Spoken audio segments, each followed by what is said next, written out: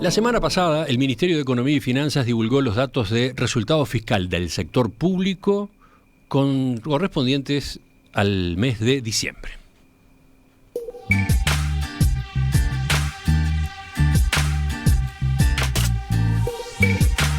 En concreto, el déficit de las cuentas públicas se ubicó al cierre de 2022 en 3,4% del PBI, pautando una mejora cercana a 1% del PBI respecto al cierre del año 2021.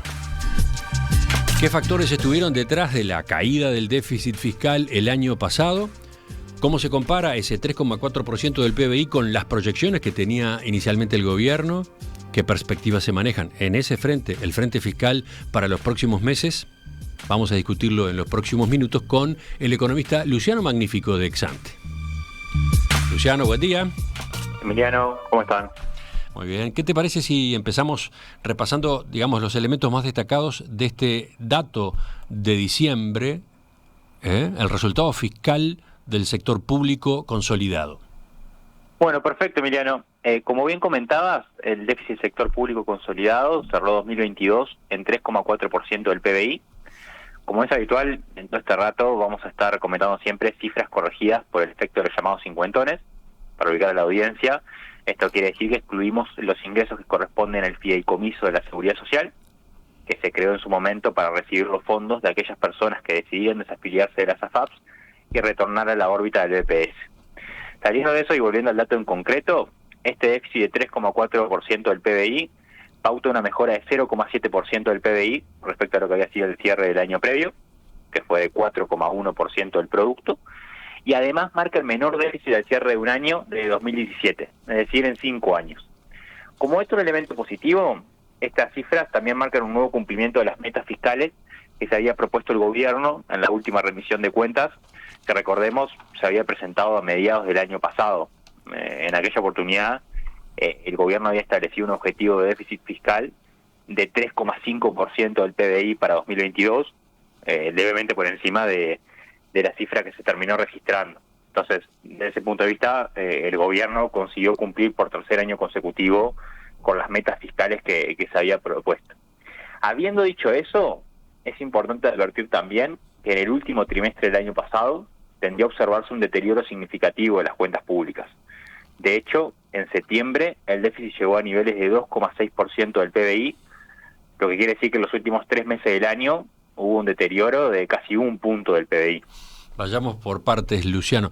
Empecemos con la perspectiva anual. ¿Qué factores estuvieron detrás de esta nueva caída del déficit en comparación con 2021? Bueno, ahí diría que el elemento más saliente es la reducción del gasto en porcentaje del PBI. Con esto me refiero a que siguió bajando por un lado el gasto primario corriente de la Administración Central en relación al PBI. Esto quiere decir el gasto consolidado del Gobierno Central y el BPS ante de lo que son las inversiones y ante de lo que son los intereses. A su vez, además de esto, también bajó la carga de intereses del sector público en relación al producto. Entonces, esos dos factores juntos representan una reducción de gasto de aproximadamente 2 puntos del PBI y más que compensaron el deterioro de algunos otros componentes del resultado fiscal.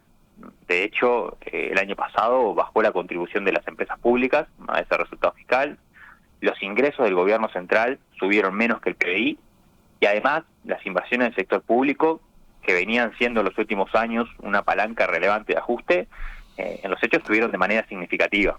¿Podemos repasar en qué partidas se dieron esos ajustes de gasto? Sí, a ver, la no repetición de algunos gastos relacionados con la pandemia fue clave.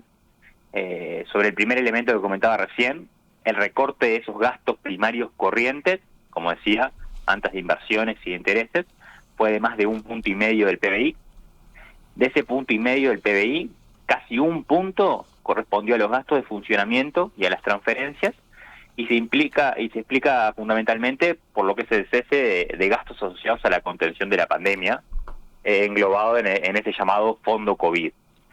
De hecho, si excluimos esos egresos asociados al fondo COVID, la conclusión cambia. Bajo esa mirada, los gastos de funcionamiento y las transferencias mostraron un crecimiento real de más de 6% el año pasado, lo que equivale en términos de PIB a unas 3 décimas entre ambos, es decir, ya no caen, sino que incluso suben un poquito.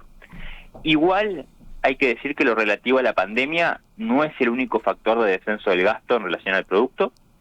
Ahí, por ejemplo, las pasividades y las remuneraciones, que no están impactadas por el fondo COVID, también exhibieron una caída importante en relación al producto. En este caso, esto se dio en el marco de una inflación más alta a la prevista por el gobierno para el año pasado, que llevó a una licuación de estas partidas en términos reales. Por otro lado, la carga de intereses del sector público se redujo en casi medio punto del PBI, a instancia de lo que fue un descenso de los intereses pagados por el Banco Central. Entonces, en este punto, si bien subieron las tasas de interés a lo largo del año pasado, el stock de letras de regulación monetaria en circulación también fue menor que en 2021. Entonces, básicamente, la cantidad disminuyó más que lo que fue el aumento del costo de esa deuda y bueno, de esa forma, los intereses pagados por el Banco Central cayeron en términos del producto. Queda claro, entonces, por dónde pasó, qué origen tuvo la mejora que vimos en el conjunto de 2022 en los números fiscales. Ahora, pongamos el foco en esta parte, en la mirada más reciente. Tú advertías que el déficit tocó un mínimo de 2,6% del PBI en septiembre. ¿Qué ocurrió después? ¿Cómo se explica el deterioro del último tramo del año? Bueno, ahí básicamente hay tres factores que están impactando de forma simultánea. Por un lado, se dio una caída relevante de los ingresos de la Administración Central, por alrededor de unas 4 décimas del PBI. Esto respondió a un desempeño pobre de la recaudación de la DGI y también a lo que fue una menor distribución de utilidades del Bureau respecto a lo que se había registrado en el último tramo de 2021. Además, y como decía ya hace unos minutos, las inversiones del gobierno central mostraron un crecimiento muy importante que estuvo concentrado fundamentalmente en lo que fue el último trimestre del año. Ahí tuvimos un incremento de otras 4 décimas del PBI, lo que también obviamente deterioró el resultado.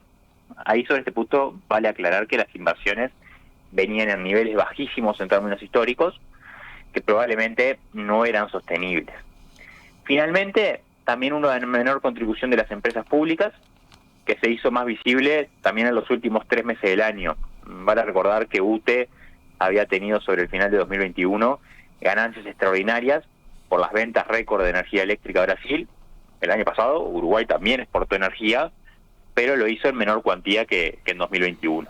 Una aclaración para los oyentes, ya la hemos hecho en otras ocasiones. En nuestra emisión en video, en este momento, estamos acompañando el análisis económico con gráficas, ¿no? Gráficas que prepara el equipo de Exante y que permiten eso, visualizar el enfoque, aportar los números, las dimensiones, la variación de esos indicadores a lo largo de los meses, etcétera. Si no están siguiendo la emisión en video, les recomendamos que después vayan al video de esta nota, justamente para acceder a esos gráficos. Pero bueno, Luciano, para ir cerrando, ¿qué perspectivas manejan en Exante en relación al panorama fiscal para los próximos meses? Bueno, varios comentarios al respecto. Por un lado, el gobierno viene manejando hasta ahora una proyección de déficit fiscal de 2,7% del PBI para este año, lo que implicaría un escalón de mejora adicional respecto al 3,4% del PBI con el que cerramos en 2022. El tema de los gastos del fondo COVID va a seguir ayudando al resultado fiscal. Actualmente el déficit global todavía recoge egresos por concepto de efecto COVID del orden de medio punto del PBI, que sería esperable que se vayan diluyendo en la medición de años móviles. Dicho eso, en Exante pensamos que el objetivo de bajar el déficit a 2,7% del PBI es muy desafiante. Recordemos que está previsto que el salario real suba este año, lo comentaría por un lado la carga de remuneraciones. Además, como comentamos antes, los gastos de funcionamiento, las transferencias y fundamentalmente lo que son las inversiones, tendieron a registrar subas importantísimas en el último trimestre del año pasado. En la nueva institucionalidad fiscal está previsto que el gasto primario total no debe subir más que lo que es el ritmo tendencial del PBI, que está en el eje de 2%.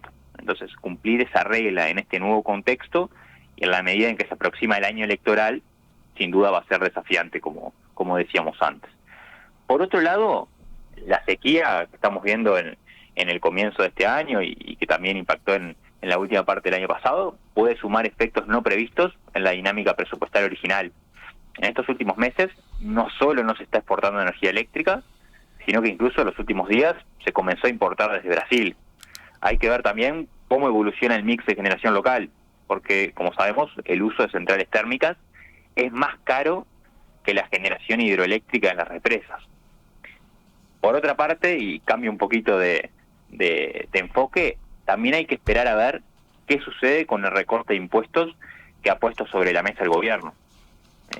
Sabemos que muy seguramente se verificó el crecimiento de PBI el año pasado, que había sido puesto como condición por las autoridades para tomar esta decisión, que expresaron que era de un poco menos de 4%, 3,8%. Eso seguramente se va a cumplir.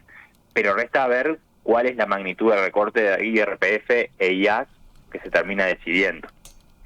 A mediados de febrero, el MES va a hacer una presentación de los últimos resultados fiscales, va a compartir sus mediciones de resultados fiscales ajustados por ciclo y eventualmente podría revisar algunas de sus proyecciones.